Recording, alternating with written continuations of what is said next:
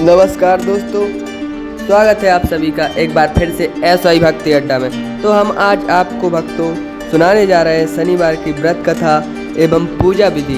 तो वीडियो में आगे बढ़ने से पहले जिन्होंने अभी तक हमारे चैनल को सब्सक्राइब नहीं किया है वो हमारे चैनल एसवाई भक्ति अड्डा को सब्सक्राइब करें और ज़्यादा से ज़्यादा दोस्तों के साथ शेयर करें और वीडियो को लाइक करें और कमेंट में ओम शनि देवाय नमः जरूर लिखें।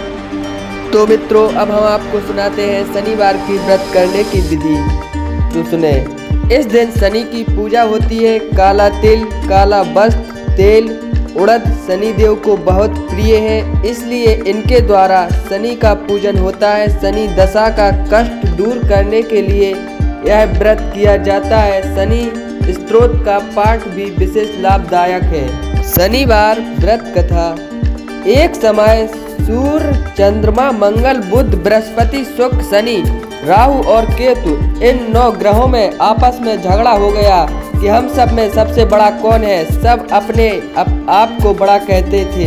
जब आपस में कोई निश्चय ना हो सका तो सबके सब आपस में झगड़ते हुए इंद्र के पास गए और कहने लगे कि आप सब देवताओं के राजा हो, इसलिए आप हमारा न्याय करके बतलाओ कि हम नवग्रहों में सबसे बड़ा कौन है। राजा इंद्र इनका यह प्रश्न सुनकर घबरा गया और कहने लगा कि मुझसे यह सामर्थ्य नहीं है जो किसी को बड़ा या छोटा बतलाऊंगा। मैं अपने मुख से कुछ नहीं कह सकता। हाँ, एक उपाय हो सकता है। इस समय पृथ्वी पर राजा विक्रमादित्य दूसरों के दुखों को दूर करने वाला है, इसलिए तुम सब मिलकर उन्हीं के पास जाओ, वहीं तुम्हारे दुखों का निवारण करेंगे। ऐसे वचन सुनकर सभी ग्रह देवता चलकर भूलोक में राजा विक्रमादित्य की सभा में जाकर उपस्थित हुए और अपना प्रश्न राजाओं के सामने रखा।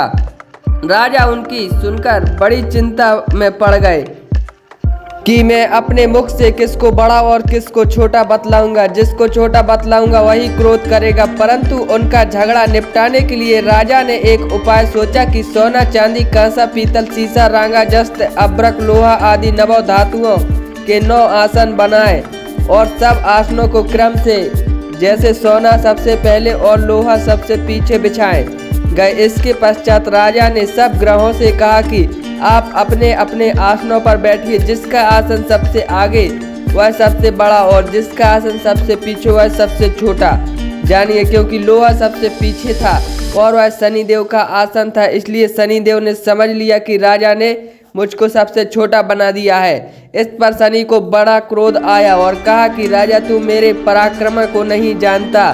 सूर्य 1 राशि पर 1 महीना, चंद्रमा 2.25 दिन, मंगल 1.5 महीना, बृहस्पति 13 महीने, बुध और शुक्र 1 महीने, राहु और केतु दोनों उल्टे चलते हुए केवल 18 महीने एक राशि पर रहते हैं, परंतु मैं एक राशि पर 3 महीने तक रहता हूँ। बड़े बड़े देवताओं को भी मैंने भीषण दुख दिया है। राजन सुनो, राम जी को 7.5 आई है और वनवास हो गया और रावण पर आई तो राम और लक्ष्मण ने सेना लेकर लंका पर चढ़ाई कर दी, रावण के कुल का नाश कर दिया।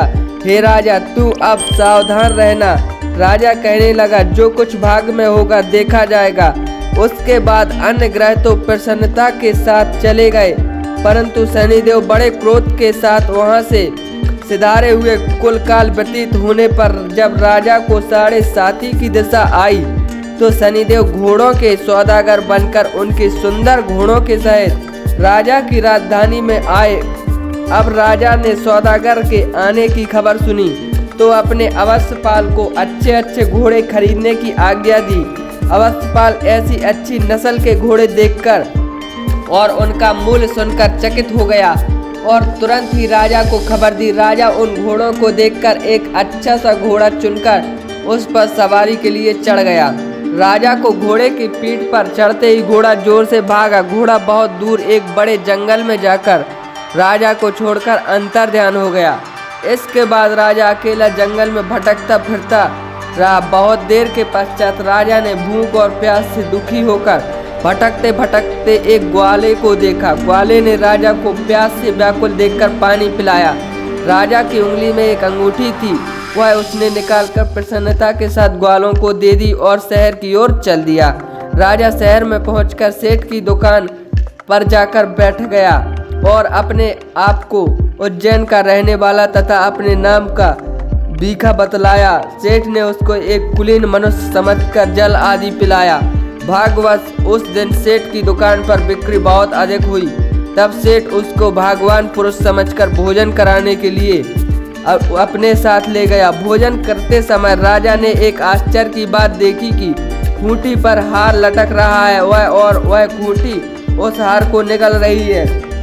भोजन के पश्चात घर आने पर जब सेठ को घर में हार न मिला तो सबने यही निश्चय किया कि सिवाय बीका के और कोई घर में नहीं आता। अवश्य ही उसी ने हार चोरी किया है। परंतु बीका ने हार लेने से नहीं कि इस पर 5-7 आदमी इकट्ठे होकर उसको फौजदार के पास लाए। फौजदार ने उसको मालूम होता, परंतु सेठ का कहना है कि इसके सिवाय और कोई घर में आया ही नहीं। अवश्य ही इसी ने चोरी की है। तब राजा ने आज्ञा की इसके हाथ पैर काटकर चेरंगिया किया जाए। राजा की आज्ञा का तुरंत पालन किया गया और बीका के हाथ पैर काट दिए। इस प्रकार कुछ काल व्यतीत होने पर एक तेली उसको अपने घर ले गया और कोलू पर उसका बिठा दिया। बीका उस पर बैठा हुआ अपनी जबान से बैल हाँकता रहा। राजा की शनि दशा समाप्त हो गई और एक रात को वर्षा ऋतु के समय वह मल्हार राग गाने लगा। तो उसका गाना सुनकर उस शहर की राजा की कन्या उस राग पर मोहित हो गई और दासी को खबर लाने के लिए भेजा कि शहर में कौन गा रहा है। दासी सारे शहर में फिरती क्या देखती है कि तेली के घर में चौरंगिया राग गा रहा है। दासी ने महल में आकर राजकुमारी को सब वृतांत सुना दिया। बस उसी क्षण राजकुमारी ने अपने मन में यह प्रण कर लिया, चाहे कुछ हो मैंने इस चौरंगिया के साथ विवाह करना है।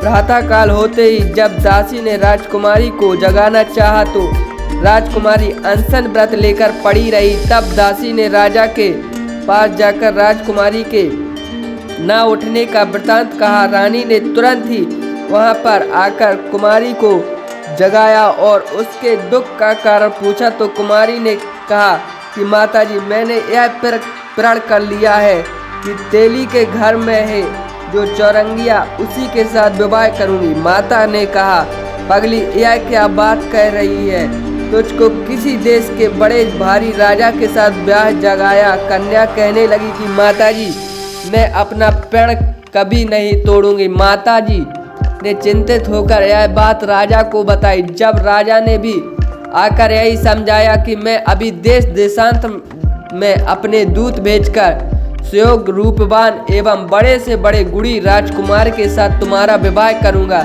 ऐसी बात तुमको कभी नहीं विचारनी चाहिए। कन्या ने कहा पिताजी मैं अपने प्राण त्याग दूंगी परंतु दूसरा वर नहीं करूंगी। इतना सुनकर राजा ने क्रोध से कहा यदि तेरा भाग्य है ऐसा ही लिखा है तो जैसी तेरी इच्छा हो वैसा ही कर। राजा ने तेली को बुलाकर कहा कि तेरे घर में जो चौरंगिया है उसके साथ मैं अपनी कन्या का विवाह करना चाहता हूँ। तेली ने कहा कि यह कैसे हो सकता है, कहाँ आप हमारे राजा और कहाँ मैं एक नीच तेली। परंतु राजा ने कहा कि भाग्य के लिखे को कोई टाल नहीं सकता, अपने घर जाकर विवाह की तैयारी करो। राजा ने उसी समय तोरण लगवाकर अपनी राजकुमारी का विवाह चौरंगिया विक्रमादित्य के साथ कर दिया। रात्रि को जब विक्रमादित्य और राजकुमारी महल में सोए तो आधी रात के समय शनिदेव को विक्रमादित्य को स्वप्न में दिया कि राजा कहो मुझको छोटा बतलाकर तुमने दुख उठाए। राजा ने क्षमा मांगी। शनिदेव ने प्रसन्न होकर विक्रमादित्य को हाथ पैर दिए। तब राजा ने कहा महाराज मेरी एक प्रार्थना स्वीकार करें कि जैसा दुख आपने मुझे दिया है ऐसा और किसी को न दे। शनिदेव ने कहा कि तुम्हारी यह प्रार्थना स्वीकार है। जो मनुष्य मेरी कथा सुनेगा या कहेगा उसको मेरी दशा में कभी किसी प्रकार का दुख नहीं होगा और जो नित्य ही मेरा ध्यान करेगा या चींटियों को आटा डालेगा उसके सब मनोरथ पूर्ण होंगे। इतना कहकर शनिदेव अपने धाम को चले गए और राजकुमारी की आंख खुली और उसने राजा के हाथ पांव देखे तो आश्चर्य को प्राप्त हुई। उसको चकित देखकर राजा ने अपना समस्त हाल कहा कि मैं उज्जैन का राजा विक्रमादित्य हूँ। यह बात सुनकर राजकुमारी अत्यंत प्रसन्न हुई। प्रातः काल राजकुमारी से उसकी सखियों ने पूछा तो उसने अपने पति का समस्त वृत्तांत कहा सुनाया। तब सबने प्रसन्नता प्रकट की और कहा कि ईश्वर ने आपकी मनोकामना पूर्ण कर दी है। जब उस सेठ ने यह सुनी तो वह सेठ विक्रमादित्य के पास गया और उसके पैरों में गिरकर क्षमा मांगने लगा कि आप पर मैंने चोरी का झूठा दोष लगाया, अतः आप मुझको जो चाहे दंड दें। राजा ने कहा, मुझ पर शनिदेव का कोप था, इसी कारण यह सब दुख मुझको प्राप्त हुआ। इसमें तुम्हारा कोई दोष नहीं है, तुम अपने घर जाकर अपना कार्य करो। सेठ बोला कि मुझे तभी शांति होगी जब आप मेरे घर चलकर प्रीति पूर्वक भोजन करोगे। राजा ने कहा कि जैसी आपकी मर्जी हो वैसा ही करेंगे। सेठ ने अपने घर जाकर अनेक प्रकार के सुंदर भोजन बनवाए और राजा विक्रमादित्य को प्रतिभोज दिया। जिस समय वे भोजन कर रहे थे, एक अत्यंत आश्चर्य की बात सबको दिखाई दी। जो खूंटी पहले हार निकल गई थी वह अब हार उगल रही है। जब भोजन समाप्त हो गया तो सेठ ने हाथ जोड़कर बहुत सी मोहरें राजा को भेंट की और कहा कि मेरे श्री कमरी नामक एक कन्या है, उसका परिग्रह आप करें। इसके बाद सेठ ने अपनी कन्या का विवाह राजा के साथ कर दिया और बहुत सा दान दहेज आदि दिया। इस प्रकार कुछ दिनों तक वहां निवास करने के पश्चात विक्रमादित्य ने शहर के राजा से कहा कि अब मेरी उज्जैन जाने की इच्छा है। फिर कुछ दिन के बाद विदा लेकर राजकुमारी मनभावनी सेठ की कन्या श्री कंबनी तथा दोनों जगह के दहेज में प्राप्त अनेक दास दासी रथ और पालकियों सहित विक्रमादित्य उज्जैन की तरफ चले। जब शहर के निकट पहुँचे और पुरवासियों ने राजा के आने का संवाद सुना तो समस्त उज्जैन की प्रजा अगवानी के लिए आई। तब बड़ी बड़ी प्रसन्नता से राजा अपने महल में पधारे। सारे शहर में बड़ा भारी महोत्सव मनाया गया और रात्रि को दीपमाला की गई। दूसरे दिन सब राजा ने सारे शहर में यह सूचना कराई कि शनिश्चर देवता सब ग्रहों में सर्वोपरि हैं। मैंने इनको छोटा बतलाया, इसी से मुझको यह दुख प्राप्त हुआ। इसी कारण सारे शहर में सदा शनिश्चर की पूजा और कथा होती रही। अनेक प्रकार के सुख भोगते रहे। जो कोई शनिवार की इस कथा को पढ़ता अथवा सुनता है, शनिदेव की कृपा से उसके सब दुख दूर हो जाते हैं। इस कथा को व्रत के दिन अवश्य पढ़ना चाहिए, अवश्य पढ़ना चाहिए।